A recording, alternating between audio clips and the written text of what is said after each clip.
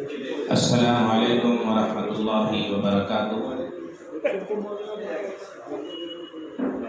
اعوذ باللہ من الشیطان الرجیم، بسم اللہ الرحمن الرحیم۔ وَإِذَا لَقُوا الَّذِينَ آمَنُوا قَالُوا آمَنَّا وَإِذَا خَلَوْا إِلَى شَيَاطِينِهِمْ قَالُوا إِنَّا مَعَكُمْ إِنَّمَا نَحْنُ مُسْتَهْزِئُونَ اللہ یستہزئ بہم ویمدہم فی طغیانہم یعمہون اولئک الذین اشتروا الضلالۃ بالہدی فما ربحت تجارتہم وما كانوا مہتدین مثلہم کمثل الذی استوقد نارا فلما اضاءت ما حولہ ذہب اللہ بنورہم وترکہم فی ظلمات لا یبصرون صم بکم عمی فهم لا يرجعون او كصيب من السماء فيه ظلمات ورعد وبرق يجعلون اصابعهم في آذانهم من الصواعق حذر الموت والله محيط بالكافرين يكاد البرق يخطف أبصارهم كلما أضاء لهم مشوا فيه وإذا أظلم عليهم قاموا وَلَوْ شَاءَ اللَّهُ لَذَهَبَ بِسَمْعِهِمْ وَأَبْصَارِهِمْ إِنَّ اللَّهَ عَلَى كُلِّ شَيْءٍ قَدِيرٌ۔ اور اس کے بعد بھی ان لوگوں کا یہ حال ہے کہ جب کبھی ایمان والوں سے ملتے ہیں تو کہتے ہیں کہ ہم بھی ایمان لائے، اور جب اکیلے میں اپنے شریر سرداروں کے پاس ہوتے ہیں تو کہتے ہیں کہ ہم تمہارے ساتھ ہیں، ہم تو صرف مسخری کرتے ہیں۔ اللہ تعالیٰ انہیں ان کے مسخری کا نتیجہ دکھلائے گا۔ جو ڈھیل انہیں دے رکھی ہے اس میں وہ اپنی سرکشی میں اندھے ہو کر بھٹکتے ہی رہتے ہیں۔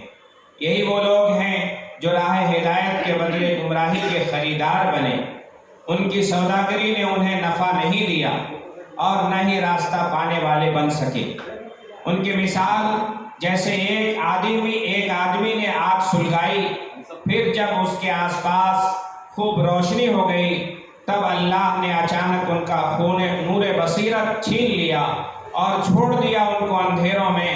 اب انہیں کچھ بھی نظر نہیں آتا، بہرے، گونگے اور اندھے ہو گئے ہیں، اب وہ کسی طرح سے رجوع نہ ہوں گے۔ دوسری مثال ان کی جیسے بارش ہو رہی ہو آسمان سے اور اس میں خوب اندھیریاں ہو اور کھن گرج کے ساتھ بجلی ہو، اور یہ لوگ اپنے انگلیاں کانوں میں ٹھونس لیتے ہیں مارے کڑک کی شدت اور موت کے خوف سے، اور اللہ تعالیٰ نے ایسے منکروں کو گھیرے میں لے رکھا ہے۔ قریب ہے کہ بجلی ان کی آنکھیں نوچ ڈالے، جتنی بار بھی بجلی چمکی وہ تھوڑا سا چل پڑے، اور جب اندھیرا پڑا کھڑے ہو کر کھڑے رہ گئے، اور اگر اللہ چاہتا تو ان سے ان کے کانے اور آنکھیں چھین لیتا۔ یقیناً اللہ تبارک و تعالی ہر چیز پر قادر ہے۔ ان آیتوں کے اندر قرآن پاک کی جو ابتدائی اس سے پہلے کی آیتیں ذکر کی گئی تھی، ان آیتوں کے اندر منافقین کا تذکرہ ہے۔ قرآن کریم نے 3 طرح کے لوگوں کو ذکر کیا ہے۔ ابتدائی قرآن پاک کی سورہ بقرہ کی ابتدائی آیتوں کے اندر 3 طرح کے لوگوں کا تذکرہ ہے۔ پہلا مومن اور متقی لوگ جن کی صفات اور خوبیاں اس سے پہلے بیان کی گئی۔ دوسرا طبقہ کافر، کٹر مشرک اور تھے، اور تیسرا طبقہ اللہ تعالیٰ نے منافقین کا ذکر کیا ہے۔ منافقین کی 3 نشانی ذکر کی گئی تھی۔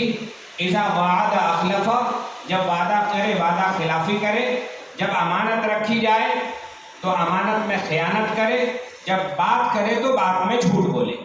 یہ 3 بنیادی اور بڑی نشانی، بڑی علامت منافقین کی ذکر کی گئی۔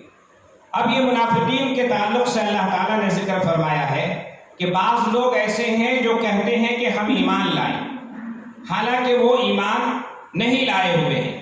اللہ تعالیٰ نے ان کے ان آیتوں کے ذریعے سے جو منافقین آپ علیہ الصلوۃ والسلام کے ساتھ رہا کرتے تھے، ان منافقین کی حقیقت کو ظاہر کر دیا ہے۔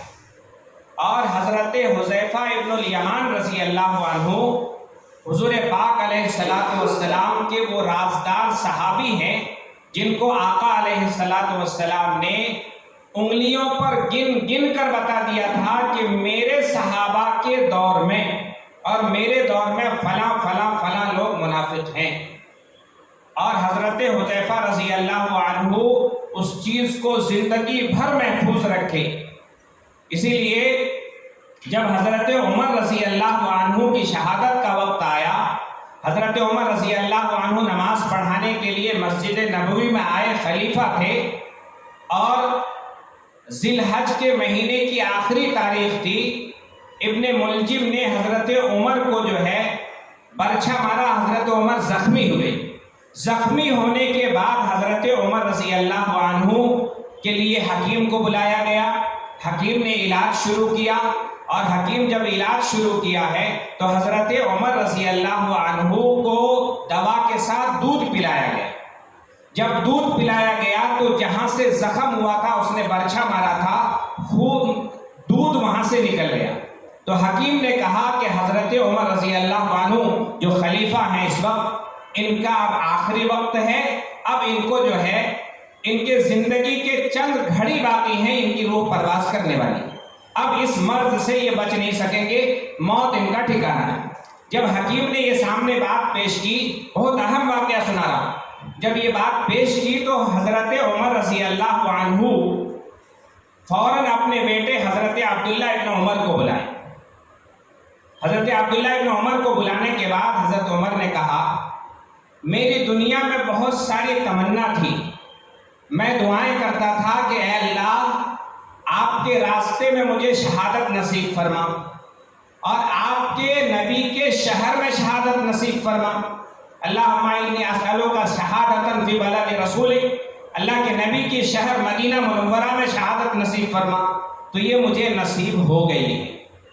اب یہ ہے کہ میری دلی یہ خواہش اور تمنا ہے کہ آپ حضرت عائشہ صدیقہ رضی اللہ عنہا، ماں حضرت عائشہ صدیقہ رضی اللہ عنہا سے جا کر کہو کہ عمر آپ سے ایک درخواست کرتا ہے کہ آپ کے والد اور آپ کے شوہر جہاں سو رہے ہیں، جہاں ان کا آخری آرام گاہ اور قیام گاہ ہے، عمر بھی چاہتا ہے کہ تم ان کے لیے اجازت دو۔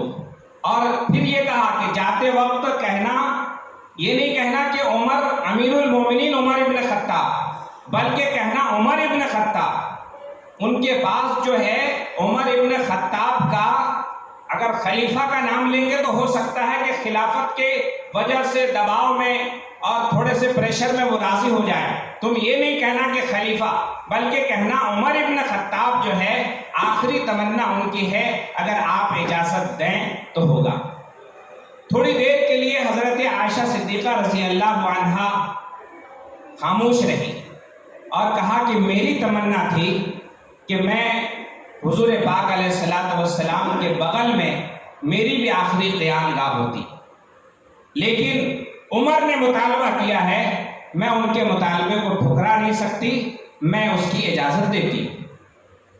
یہ جب حضرت عبداللہ حضرت عمر کے بیٹے ہیں، جا کر اپنے والد کے کہے کہ حضرت عائشہ صدیقہ رضی اللہ عنہا نے اجازت دے دیا ہے، تو ٹھنڈی سانس حضرت عمر نے لیا، اور ٹھنڈی سانس لینے کے بعد کہا کہ اللہ کا شکر ہے، اور پھر کہا کہ دیکھو یہ تو بات انہوں نے اجازت دے دی، ہو سکتا ہے میں حیات ہوں، میرا ایک روب ان پر پڑ رہا ہوگا، لیکن جب میرا انتقال ہو جائے، میری شہادت ہو جائے، تو میری شہادت کے بعد مجھے نہلانا، دھلانا، کفنانا اور لے کر چلنا حضرت عائشہ کے حجرے کے بعد، یعنی حضور کا جہاں روضہ اقدس ہے، جن کے بغل میں حضرت ابوبکر صدیق بھی ہیں، وہاں رکھنا، پھر دوبارہ جا کر اجازت لینا، اور اگر اس وقت اجازت دیں تو تم جو ہے اس وقت اجازت دیں تو تم یہ کرنا، تب جا کر اس میں دفن کرنا۔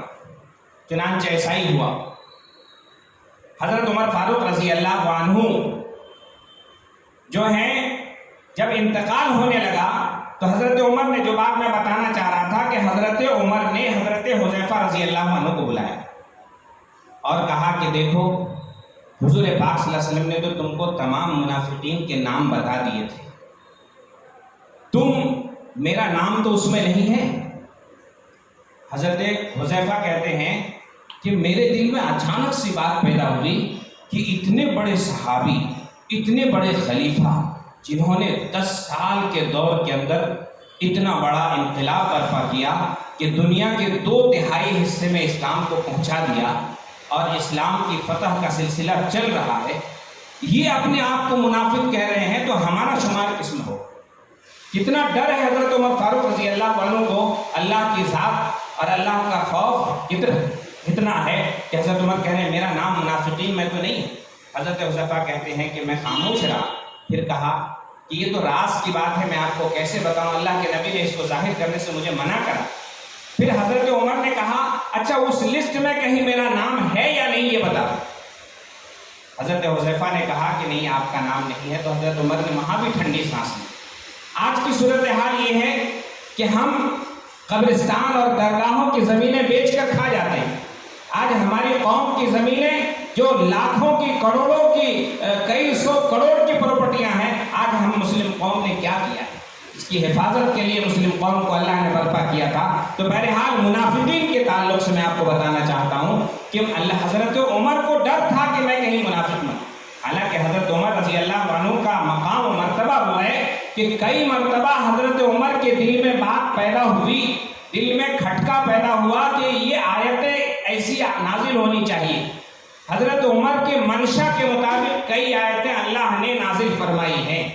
کئی مرتبہ اللہ کے نبی صلی اللہ علیہ وسلم کو حضرت عمر نے مشورہ دیا، اللہ تعالیٰ نے ان مشورے کے حساب سے وہ آیتیں اتاری، اور اللہ کے نبی صلی اللہ علیہ وسلم نے فرمایا کہ میں خاتم النبیین ہوں، میرے بعد کوئی نبی آنے والا نہیں ہے، نبوت کا سلسلہ ختم ہو گیا، قیامت تک آنے والے تمام انسانوں کی ہدایت اور رہبری میری شریعت، میرے طریقت، میری بتائی ہوئی تعلیمات اور میری ٹیچنگز کے اندر ہے، اور پوری دنیا کا کوئی بھی انسان کامیاب ہونا چاہے تو وہ ہماری شریعت اور طریقت پر چل کر ہی کامیاب ہو سکتا ہے۔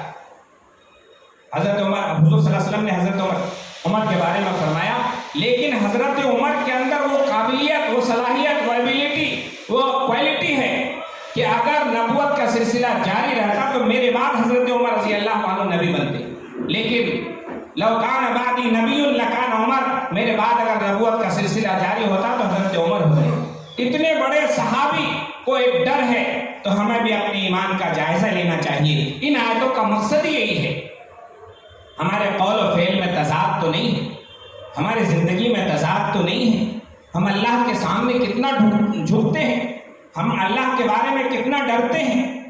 قرآن ایک ایسی کتاب ہے، قرآن کی تفسیر کا سلسلہ یہاں جو شروع ہوا ہے، قرآن کی تفسیر اور تفہیم کا جو سلسلہ شروع ہوا، اس کا مقصد یہ ہے کہ ہمارے دل کے اندر خوف خدا پیدا، اللہ سے ڈرنے والے ہم بن جائیں۔ ہماری زندگی جو غفلت میں گزری ہے، کوئی انسان اپنے آپ کو، انبیاء کرام علیہ الصلوۃ والسلام کی ذات بالکل معصوم ہے، آپ علیہ الصلوۃ والسلام کی ذات، تمام انبیاء کرام علیہ الصلوۃ والسلام معصوم ہے، گناہوں سے مبرہ ہے، منزہ ہے، پاک صاف ہے، آپ سے کبھی کوئی گناہ سرزد نہیں ہو سکتا۔ لیکن عام انسان، ہم اور آپ سے گناہ سرزد ہوتے ہیں، ہونا چاہیے، ہو سکتے ہیں، یہ انسان کا نیچر ہے۔ لیکن گناہ کے بعد توبہ کرنا، اللہ سے ڈر جانا، اللہ کا خوف پیدا ہونا۔ قرآن ایک ایسی کتاب ہے جو انسان قرآن پر جتنا زیادہ عمل کرتا ہے، اللہ تعالیٰ اس کو اتنا محبوب رکھتے ہیں۔ قرآن پاک کی آیت میں اللہ نے فرمایا ان الذین آمنوا وعملوا الصالحات سیجعل لهم الرحمن ودا، جو قرآن پر جتنا ایمان لاتا ہے اور جتنا نیک اعمال کرتا ہے، اللہ تعالیٰ اس کی محبوبیت لوگوں میں پیدا کر دیتے ہیں۔ قرآن کے بہت سارے احکامات ہیں، دل میں طے کر لیں کہ کم سے کم 2-4 بڑی باتیں جو 100% ہماری زندگی کے اندر ہونی چاہیے۔ قرآن کے احکامات میں سے ایک حکم یہ ہے کہ انسان سچ بولے۔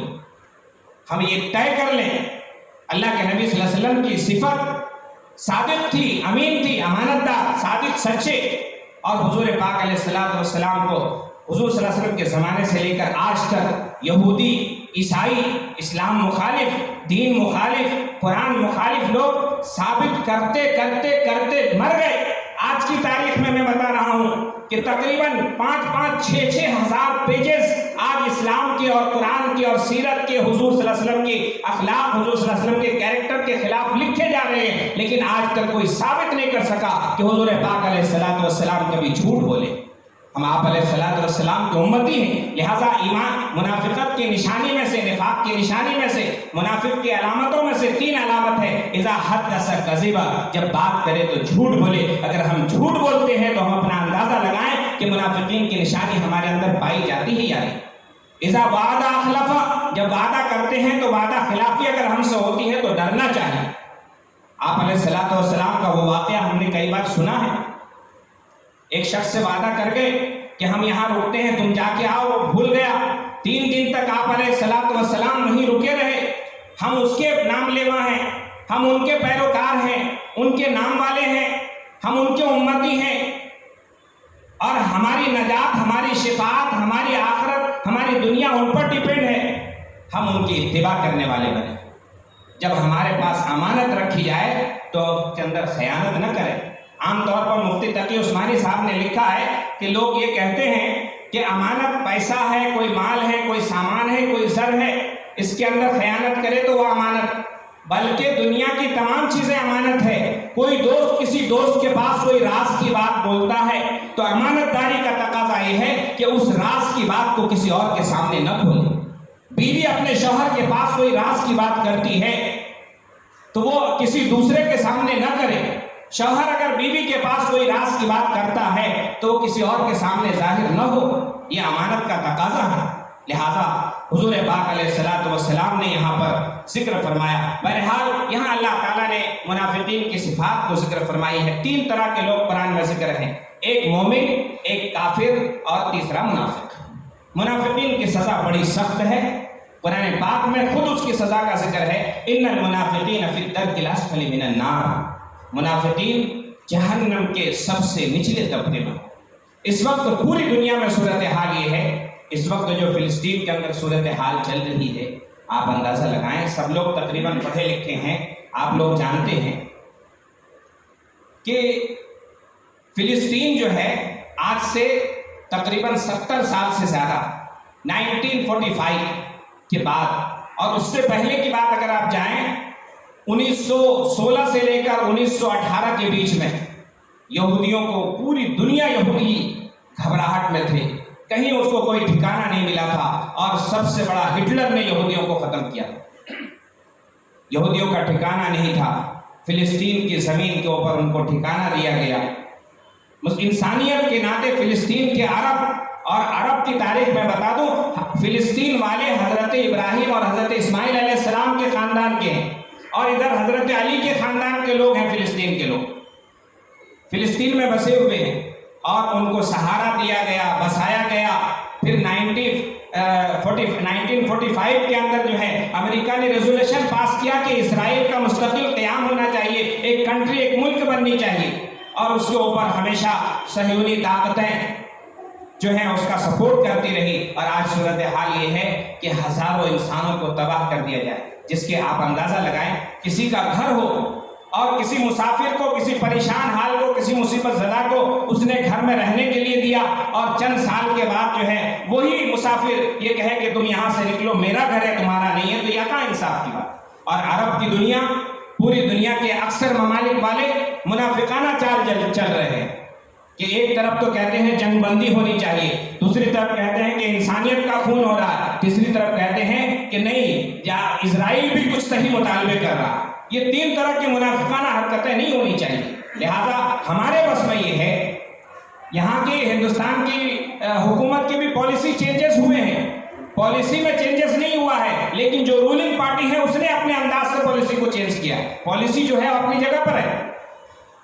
اس سے پہلے ہمیشہ جو ہے فلسطین کے اور فلسطین کے مظلومین کے ساتھ، وہاں کے اصل لوگوں کے ساتھ یہاں کا سپورٹ رہا ہے، لیکن ابھی ہمارے ملک کے کچھ لوگوں نے اس طریقے کی باتیں کی ہیں۔ تو بہرحال بتانے کا مقصد یہ ہے کہ حالات الگ ہیں، ہم اپنے آپ کو سمجھیں، اپنے بچوں کو اس کی تاریخ کو پڑھائیں، تاریخ کو پڑھیں، اپنے گھر میں ان بات سے آگاہ کروائیں، اور یقین جانیے جب حوصلہ ہوتا ہے، ہمت ہوتا ہے، اللہ تعالیٰ حوصلے اور ہمت کے بعد جو ہے پھر کامیابی عطا کرتے ہیں۔ آپ نے دیکھا افغانستان کی صورتحال کو، افغانستان کی صورتحال کیسی؟ افغانستان میں کئی سال پہلے رشیا نے حکومت کیا، رشیا نے حملہ کیا، اور وہاں کے صرف دیندار طبقے کے لوگوں نے اس دیندار طبقے کے لوگوں نے ٹھانا کہ اپنے ملک کو اپنے مذہب پر برقرار رکھیں گے، باطل باہر کے لوگوں کی شرکش اور طاقت کا ہم مقابلہ کریں گے۔ انہوں نے جانیں کھپائی ہیں، اپنے آپ کو قربان کیا ہے، بہت کچھ قربانی دیا ہے، آج جا کر پھر اس کو ملا ہے موقع۔ اور مجھے بھی امید ہے کہ انشاءاللہ فلسطین کی آج نہیں تو کل کامیابی ملے گی۔ رات کے اندھیرے کے بعد اجالا آنا ہے، رات کے بعد سورج کا طلوع ہونا ہے۔ اب ہمارے بس میں کیا ہے وہ کرنا ہے۔ ہمارے بس میں یہ ہے کہ ہم خصوصی دعاؤں کا اہتمام کریں۔ وہاں کسی کا بھی قتل ہو رہا ہے، انسانیت کا قتل ہو رہا ہے، مذہب کے نظریے سے دوسرے نمبر پر دیکھنا ہے، لیکن انسانیت کا قتل ہو رہا ہے، اس کی عافیت کے لیے، اس کی حفاظت کے لیے دعا کرنا ہے۔ بہرحال منافقین کا یہاں پر تذکرہ کیا گیا ہے۔ اللہ نے دو مثالیں دی۔ ایک مثال تو یہ دی ہے کہ یہ منافقین نے گمراہی کو ہدایت کے بدلے میں خرید لیا، گمراہی کو ہدایت کے بدلے میں خرید لیا۔ مطلب یہ ہے کہ دنیاوی فائدے کے خاطر یہ جو منافقین تھے کفار اور مشرکین کے پاس جا کر ملتے تھے، جب ایمان والوں کے پاس آتے تھے کہتے ہم تمہارے ساتھ، اور جب کفار کے پاس جاتے تھے کہتے تھے ہم تمہارے ساتھ۔ اب دو انصاف جو ہے تھوڑی سی تکلیف برداشت کرتا ہے، لیکن حق کی بنیاد پر اسے کامیابی اور فلاح دنیا میں بھی اور آخرت میں نصیب ہوتی ہے، اور ان کی یہ تجارت ان کو کوئی کام نہیں دی۔ منافقین کی تمام صفات کو اللہ نے ظاہر کر دیا۔ حضور پاک علیہ السلام کے زمانے میں بھی، حضرت عمر بھی اپنے زمانے میں، بعض صحابی فرماتے ہیں کہ جب کسی کا جنازہ جاتا تھا تو حضرت حذیفہ کو لوگ ڈھونڈتے تھے۔ حضرت حذیفہ اگر ان کے جنازے میں ہیں تو شامل ہوتے تھے، نہیں تو الگ ہو جاتے۔ اب آج کے زمانے میں وہ منافقین کی صورتحال نہیں ہے۔ دعا کریں اللہ تعالیٰ سچا پکا ہم سب کو مسلمان بنا دے۔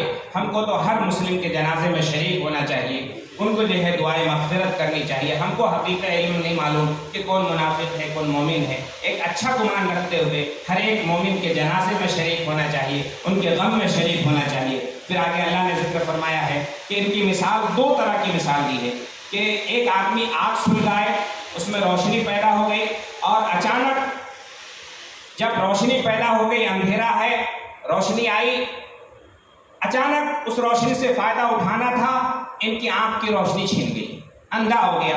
تو اندھے سے اندھا جو ہے روشنی اور اندھیرے سے کوئی فرق اس کو نہیں پڑتا۔ اسی طریقے سے منافق ہے کہ ان کے پاس دین اسلام کی روشنی آئی، احکام اسلام کی روشنی آئی، ہدایت کی روشنی آئی، سچائی کی روشنی آئی، امانت داری وفاداری کی روشنی آئی، دین پر عمل کرنے کی روشنی آئی، صحیح عمل کرنے کی روشنی آئی، ان کی حقیقت ان کے دل سے چھن گئی، ان کا اللہ تعالیٰ نے ان کا ایمان سلب کر دیا۔ ایک مثال یہ دیا ہے۔ دوسرا یہ ہے کہ ایک آدمی ہے، رات میں اندھیرا ہے، بہت بارش ہو رہی ہے اور بجلی بھی کڑک رہی ہے اور جو ہے بجلی چمک رہی ہے، اس میں جو ہے یہ آدمی چلنے کی کوشش کرتا ہے، کان میں انگلی ڈالے ہوا ہے کہ کان کہیں ہمارا پھٹ نہ جائے، آنکھ پر پردہ ڈالے ہوا کہیں ہماری آنکھ کی روشنی نہ ختم ہو جائے۔ اللہ تعالیٰ اسی طریقے سے پوری نگرانی میں رکھے ہوا ہر ایک انسان کے ایک ایک اعمال کا جائزہ لے رہا ہے۔ لہٰذا ہم اپنے اعمال کو گریبان میں جھانک کر دیکھیں کہ ہم کتنے صحیح اعمال کر رہے ہیں، کتنے غلط کر رہے ہیں، اللہ کو کتنا راضی کر رہے ہیں، کتنا ناراض کر رہے ہیں۔ لہٰذا اس کی طرف ہمیں توجہ دینا ہے۔ اللہ تعالیٰ فرماتے ہیں کہ اللہ تعالیٰ ہر چیز پر قادر ہے۔ اللہ تبارک و تعالیٰ ہم سب کو صحیح طور پر مذہب اسلام پر، دین کی تمام چیزوں پر عمل کی توفیق عطا فرمائے۔ اللہ تعالیٰ ہمارے حالات کو درست فرمائے، پورے ملک کے، پوری دنیا کے مسلمانوں کے اور اسلام کے ماننے والوں کے حالات کو درست فرمائے، پوری دنیا میں امن چین سکون کی ہوا چلائے۔ اس طریقے سے خصوصی دعاؤں کا اہتمام کریں۔ اور مسجد اقصیٰ ایک ایسی مسجد ہے، ہمارا رشتہ مسجد اقصیٰ سے ایسا ہے۔ قرآن پاک میں فرمایا سبحان الذی اسریٰ بعبدہ لیلا من المسجد الحرام الی المسجد الاقصی الذی بارکنا حولہ لنریہ من آیاتنا انہ هو السمیع البصیر۔ 15ویں پارے کی سورہ بنی اسرائیل کی پہلی آیت ہے۔ مسجد اقصیٰ ایک ایسا مقام ہے جہاں پہ دو کام ہوا ہے۔ بڑے بڑے انبیاء کرام علیہ السلام کا وہاں مرکز ہے، وہاں مدفن ہے۔ انبیاء کرام علیہ السلام میں حضور پاک علیہ السلام معراج کے سفر میں جاتے ہوئے بھی اور معراج کے سفر سے آتے ہوئے بھی تمام انبیاء کرام علیہ السلام کی امامت کروائی۔ امام بھی نبی محمد صلی اللہ علیہ وسلم اور مقتدی بھی تمام انبیاء۔ یہ اتنا خصوصیت اس مقام کی ہے، ہمارا اس سے بڑا گہرا رشتہ ہے۔ دعا کرنے کی ضرورت ہے کہ اللہ تبارک و تعالیٰ صلاح الدین ایوبی پیدا فرمائے، جو پہلے تو مسجد اقصی حضرت عمر کے زمانے میں فتح ہوئی، اس کے بعد پھر عیسائیوں نے قبضہ کیا، اس کے بعد جو ہے پھر صلاح الدین ایوبی کے زمانے میں فتح ہوئی۔ لہٰذا آج بھی مسجد اقصی مقید ہے، کسی کے قبضے میں ہے، اس کی بازیابی کے لیے، اس کی رہائی کے لیے ہمیں دعا کرنے کی ضرورت ہے۔ یہ ہمارے ایمان کے حصوں میں سے ایک حصہ ہے، ہمارے ایمانی تقاضا ہے، لہٰذا ہم دل سے دعا کریں اور اپنے قوم کے بچے کو فلسطین کی تاریخ پڑھائیں، مسجد اقصی کی تاریخ پڑھائیں، اسلام کی تاریخ پڑھائیں، اسلام کی فتوحات کی تاریخ کو پڑھائیں، ان کے اندر جذبہ اور حوصلہ پیدا کرنے کی کوشش کریں۔ مایوس ہونے کی ضرورت نہیں ہے، لا تقنطوا من رحمت اللہ، اللہ کی رحمت سے مایوس مت ہو۔ بے شک جو ہے شیطان اللہ کی رحمت سے مایوس ہوتا ہے، ہمارے اندر جو ہے مایوسی نہیں آنے دیں، ہمارے اندر احساس کمتری نہیں آنے دیں، ہمارے اندر شوق اور جذبہ کو بڑھائیں۔ قرآن کا ہر حکم، قرآن کا ہر پیغام یہ ہے کہ ہم اپنے اندر حوصلہ اللہ کی ذات پر اور توکل اور بھروسہ کرتے ہوئے کریں۔ دعا کریں اللہ تعالیٰ ہم سب کو عمل کی توفیق نصیب فرمائے، آمین۔ وآخر دعوانا ان الحمدللہ رب العالمین۔ 2 منٹ میں دعا کر لیتا ہوں۔ اللهم صل على سيدنا مولانا محمد وعلى آل سيدنا مولانا محمد مبارك وسلم۔ ربنا آتنا في الدنيا حسنة وفي الآخرة حسنة وقنا عذاب النار۔ ربنا ظلمنا أنفسنا وإن لم تغفر لنا وترحمنا لنكونن من الخاسرين۔ الہ العالمین ہم سب کے گناہوں کو معاف فرما، ہم سب کے قصوروں کو معاف فرما، ہم سب کی لغزشوں کو معاف فرما۔ اے اللہ رحم کا کرم کا معاملہ فرما۔ اے اللہ دنیا میں جو فساد ہے، بگاڑ ہے، ہماری بدعمالی کی وجہ سے ہے، ہمارے گناہوں کی وجہ سے ہے۔ اے اللہ ہمارے گناہوں کو معاف فرما دے۔ اے اللہ ہمارے گناہوں کی وجہ سے پوری دنیا کی تمام مخلوقات انسان پریشان ہے۔ اے اللہ ہمارے گناہوں کو، خطاؤں کو معاف فرما دے، نیک اعمال کی توفیق عطا فرما دے۔ اے اللہ فلسطین کے اندر، دنیا کے دوسرے ممالک کے اندر جہاں بھی انسانیت پر ظلم ہو رہا ہے، اے اللہ تو اسے دیکھ رہا ہے، تیرے نبی کے امتی ہے، تیرا نام لیوا ہے۔ اے اللہ ان کے ساتھ ظلم و ستم ہو رہا ہے، اے اللہ ظلم و ستم سے ہم سب کی پوری امت کی نجات نصیب فرما، پوری امت کی حفاظت نصیب فرما، مسجد اقصی کی رہائی کے فیصلے عطا فرما۔ اے اللہ ہر زمانے میں تیرے ماننے والے نہتے اور کمزور رہے ہیں، ہمیشہ تیری مدد، تیری اے اللہ تیری نصرت شامل حال رہی ہے۔ اے اللہ مسجد حرام، خانہ کعبہ پر جب ابرہا نے الہ العالمین حملہ کیا تھا، تو نے الہ العالمین ابابیل کو بھیج کر اس کی حفاظت کی۔ اے اللہ تیرے ابابیل کو بھیج کر فلسطین کی اور مسجد اقصی کی حفاظت کے فیصلے عطا فرما۔ اے اللہ سارے عالم کے انسانیت کی حفاظت کے فیصلے عطا فرما، کرم کا معاملہ فرما، عافیت کا معاملہ فرما۔ اے اللہ کرم کا معاملہ فرما، اے اللہ رحم کا معاملہ فرما، ہمارے گناہوں کو معاف فرما دے۔ اے اللہ پوری دنیا میں جہاں بھی جو بھی جس حال میں پریشان حال ہے، ان کی پریشانیوں کو دور فرما۔ اے اللہ جو مقروض ہیں ان کی قرض کی ادائیگی میں غیب سے مدد فرما۔ اے اللہ جو بیمار ہیں ان کو شفا نصیب فرما۔ اے اللہ بیماریوں سے شفا نصیب فرما۔ اے اللہ کفر و شرک سے بیماری سے حفاظت فرما۔ اے اللہ کفر و شرک سے بیمار کی حفاظت نصیب فرما۔ اے اللہ ایمان کی حلاوت، ایمان کی محبت، ایمان کی عظمت ہمارے قلوب کے اندر پیدا فرما۔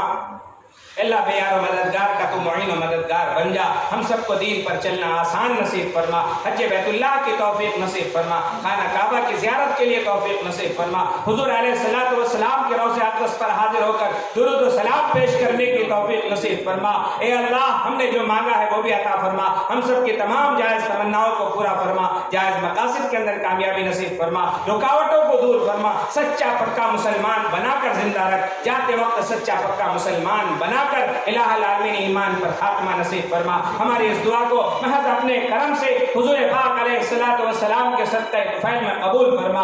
ان اللہ وملائکتہ یصلون علی النبی یا ایھا الذین آمنوا صلوا علیہ وسلموا تسلیما۔ اللهم صل علی سیدنا محمد وعلی آل سیدنا ومولانا محمد مبارک وسلم۔ سبحان ربک رب العزۃ عما یصفون وسلام علی المرسلین والحمد للہ۔ ماشاء اللہ قرآن پاک کی تلاوت اور ترجمہ اور دعا کے بعد میں آج کے اس میٹنگ کے صدر کا انتخاب ایس ایم خان صاحب سے کرتا ہوں کہ آپ صدر کی کرسی سنبھالیں۔